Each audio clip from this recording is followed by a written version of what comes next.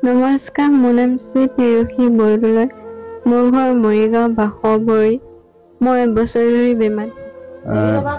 Private কৰিছোঁ, Morigaon civil কৰিছোঁ, Nemcare hospital কৰিছোঁ গুৱাহাটীত।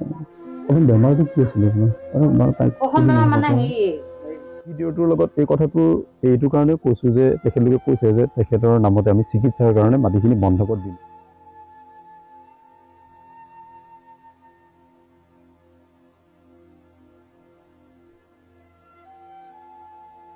নমস্কাৰ প্ৰিয় দৰ্শক, মই সদায় দৰে আজিও এটা আপোনালোকলৈ ভিডিঅ' এটা আগবঢ়াবলৈ বিচাৰিছোঁ, কিন্তু আজি এই ভিডিঅ'টো অকণমান ব্যতিক্ৰমী ৰূপ। এগৰাকী 16 বছৰীয়া কিশোৰীক লৈ পেলাই এই ভিডিঅ'টো প্ৰস্তুত কৰিছোঁ আপোনালোকৰ সহায় বিচাৰি। আজি 1 বছৰে এটা দৰিদ্ৰ সীমাৰেখাৰ তলৰ এটা পৰিয়ালৰ এগৰাকী কিশোৰী বৰ্তমান সময়ত এটা জটিল ৰোগত আক্ৰান্ত হৈ আছে। ৰোগটো প্ৰথমতে আছিল তেখেতৰ মাহেকীয়া প্ৰব্লেম, মাহেকীয়াৰ পৰা গৈ টিবি ধৰা পৰিলে। তাৰ পাছত এতিয়া তেখেতে ক্ৰমান্বয়ে চিকিৎসা যদিও হৈ আছে, চৰকাৰীভাৱেও যদি চিকিৎসা হৈ আছে বা ব্যক্তিগত চিকিৎসালয়তো তেখেতসকলে চিকিৎসা কৰিছিলে, কিন্তু আৰ্থিক অভাৱৰ কাৰণে তেখেতসকলে উন্নত মানৰ চিকিৎসা কৰিবলৈ পৰা নাই। বিভিন্ন সময়ত কিবা অট'নমাছ কাউন্সিলে হওক, নতুনকৈ অন্তৰ্ভুক্ত হোৱা জাগৃত সমষ্টি আমাৰ সন্মানীয় মন্ত্ৰী মহোদয়ে হওক, বিভিন্ন সহায় কৰিছিল, কিন্তু তথাপিও সেই সহায়খিনিয়ে যিমানখিনি পাৰে তেখেতক চিকিৎসা কৰিবলৈ চেষ্টা কৰিলে তেখেতলোকৰ পৰিয়ালটোৱে। কিন্তু এতিয়া বৰ্তমান সময়ত যিহেতু ৰোগটো কোনো ধৰণৰ নিৰাময় হোৱা নাই, দুটাকৈ ৰোগৰ চিকিৎসা চলি আছে বৰ্তমান সময়ত চৰকাৰীভাৱে, এটা যক্ষ্মা ৰোগটোৰ চিকিৎসা চলি আছে, কিন্তু এতিয়া তাই এটা ডাঙৰ অসুবিধাত পৰিছে যে দাঁত পোকে খাইছে। পোকে খোৱাৰ ফলত তাইৰ মুখখন ভালকৈ মেলি কথা ক'ব নোৱাৰে, বা সেই পোকে খোৱা দাঁতটো চিকিৎসা কৰিবলৈ কাৰণে চিকিৎসালয়ত লৈ গ'লে তেখেতে মুখখন যিমান পৰিমাণৰ মেলিব লাগে সিমান পৰিমাণৰ মেলিব নোৱাৰাৰ কাৰণে তেখেতে আহাৰ পাতিও খাবলৈ অকণমান অসুবিধা হৈছে। কিন্তু আজি এবছৰে ধৰি এগৰাকী কিশোৰী বিচনাত পৰি আছে। মই বৰ্তমান উপস্থিত আছোঁ বাসবৰী আদৰ্শ গাঁৱত আৰু নতুনকৈ অন্তৰ্ভুক্ত হোৱা জাগৃত সমষ্টিটোত। গতিকে মই কিশোৰীগৰাকীৰ সৈতে কথা পাতিবলৈ চেষ্টা কৰিম। যিমান দূৰ পাৰোঁ মই ৰাইজৰ ওচৰত এটাই আহ্বান জনাম যে এনেদৰে আমাৰ উঠি অহা প্ৰজন্ম চিকিৎসাৰ অভাৱতেই হওক, বিভিন্ন অসুবিধাৰ কাৰণতেই হওক, এনেদৰে বিচনাতে সহ্যগত হৈ থাকিব লগা হৈছে। এনেধৰণে যদি আমি চিকিৎসা অভাৱত দুটামান পইচাৰ অসুবিধাৰ কাৰণে আমি এনেদৰে আমাৰ যুৱক যুৱতীসকল এনেদৰে মেট্ৰিক দিব নোৱাৰিলা, বেমাৰ হৈ থকা কাৰণে নোৱাৰিলা ন? কোন স্কুলত পঢ়িছিলে তাই? বৰদুগুৰি হাইস্কুলত। আগতে এবাৰ দিছিলে, দুটা ছাবজেক্টত বেয়া কৰিলে। এই যোৱাবাৰ দিবলগীয়া মানে তেতিয়া তেখেতৰ মানে ঔষধ খোৱাত মানে হ'ল, তেতিয়াৰ পৰা এতিয়ালৈকে নাই। সেই প্ৰথম সেইটো পেটৰ বিষটো হ'ল, মাহেকীয়া নোহোৱাৰ কাৰণে জমা হ'ল যে পেটৰ বিষ হৈছিল নেকি, পেটৰ বিষটো হ'লে তাৰপৰা হোৱাৰ পৰা ধৰি মানে কাহি থাকে, জ্বৰটো তলে তলে আহি থাকে,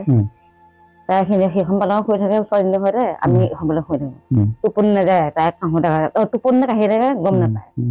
যেনেকুৱা কিয় কাহি আছে বুলি ক'লে নাই কাহা বুলিব, কিন্তু কাহিয়ে থাকে। তাৰপিছত মানুহজনী লৈ গ'লে, তাৰপৰা লৈ যাওঁতে মানে সেইটো ধাত নপৰিলে, 3বাৰ কৰা হ'ল নেকি ন? মৰিগাঁৱত 3বাৰ কৰিলোঁ, ধৰা পৰা নাই। তাৰপৰা উপায় নাই মানে গুৱাহাটীত লৈ গৈছোঁ। গুৱাহাটীতে ধৰা পৰিছিল নেমকেয়াৰ। পানীটো জমা হ'ল, পানীটো উলিয়াম বুলি ক'লে আমি লৈ গ'লোঁ। পিছত ক'লে প্ৰায় এমাহমান লাগিছে, আমি যাব পৰা নাই মানে পইচা অভাৱৰ কাৰণে। তাৰপৰা কৈছে পানীটো শুকাই গৈছে, এতিয়া পানীটো উলিয়াব নালাগে বাৰু, যদি অসুবিধা হয় লৈ আহিব। তাৰপিছত টিবিটো ধৰা পৰিছে তেতিয়া, টিবি চিকিৎসাটো প্ৰথম নেমকেয়াৰ কৰিছিলে। তাৰপৰা তাত কিনিব লাগে যে, যদি ইয়াৰ পৰাতো আনিবলৈ যোৱাটো সমস্যা হয় বা পইচা পাৱাৰ কথা আছে, আমি মৰিগাঁৱৰ লগত যোগাযোগ কৰিলোঁ। মৰিগাঁৱত মানে ফ্ৰীকে দিয়ে, চৰকাৰীভাৱে প্ৰাইভেটত লৈ যোৱাৰ কাৰণে লৈ যাওঁ পইচা ভৰিব লগা। এতিয়া তাই বিশেষ অসুবিধাবোৰ কেনেকুৱা ধৰণৰ, তাই কথা ক'ব নোৱাৰো বুলি কথা ক'ব মানে চেপি ধৰিলে দাঁত পোকে খাইছে, মেলিব নোৱাৰে, দাঁতবোৰ পোকে খাইছে, এটাই খাইছে তললৈও খোৱা নাই, এনেকে পঢ়ালেকেহে খাইছে। এতিয়া সেইটো বুলি পিনে এটা চৰকাৰী মানে এতিয়া চৰকাৰী হস্পিটেলত তাইক ক'লে হেৰি কৰি দিওঁ দে এৰুৱাই দিওঁ বুলি নকলে তাই মুখখন মেলিব নোৱাৰা দেখোন মানে এৰুৱাব নিদিলে মুখখন এতিয়া একেবাৰে মেলিব নোৱাৰে তাই এনেকুৱাকে মেলিব নোৱাৰে তই মুখখন কিমান পাৰ মেলি দেচোন মেলিব নোৱাৰে ন সেইকণ নাই হ'ব বাৰু হ'ব আমি কোনো ধৰণৰ চিকিৎসক নহয় যেতিয়া মই তেখেতৰ অকণমান কিবা সহায় হ'ব বুলি পেলাইহে ৰাইজৰ ওচৰত এই ভিডিঅ'টো কৰিছো দেই আমি কোনো ধৰণৰ অভিজ্ঞ নহয় বাৰু বেমাৰক লৈ পেলাই তথাপিও ৰাইজে জানক কথাখিনি যিহেতু মই আমাৰ কলেজৰ আমাৰ প্ৰাক্তন সাধাৰণ সম্পাদক সুভাষ কোঁৱৰে মোক দিছিলে সুভাষ কোঁৱৰে বৰদলৈ আছিলে ৰাতিলৈ মানে হোৱাটছআপতে দিলে যে কৈছে চিন্তা আপুনি এটা গৈ পেলাই তেখেতক অলপ সহায় কৰিছিল ভিডিঅ' এটা কৰি পেলাই মই সেই কালি ফোন কৰিছিলোঁ মই সেই ফিল্ডত অকণমান ব্যস্ত থকাৰ কাৰণে কথা পাতিব নোৱাৰিলোঁ যে আজি আহি পেলাই কৰিলোঁ ৰাইজক আপোনাৰ কিবা আহ্বান জনাব নেকি যে যিহেতু আপোনালোকে আৰ্থিকভাৱে একেবাৰে দুৰ্বল চিকিৎসাৰ কাৰণে যদি আপোনালোকে এনেধৰণে ৰাইজে আজিকালি বহুত সহায় কৰে সামাজিক মাধ্যমৰ জৰিয়তে বা আপোনালোকে কিছুমান হেৰি বিধায়কৰ পুঁজিও থাকে মানে কিবা অট'নমাছ কাউন্সিলৰ কিবা কিছুমান পুঁজিও থাকে কাউন্সিলৰ পৰা দিয়া হ'ল চিকিৎসা কৰিছে হয় আৰু কিবা হেৰি যোগাযোগ কৰিছে নেকি তেখেতসকলৰ লগত নাই কৰা ন এইটো আপোনাৰ হেৰি সমষ্টি পৰে জাগীৰ সমষ্টি পৰে নতুনকে অন্তৰ্ভুক্ত হৈছে জাগীৰ সমষ্টি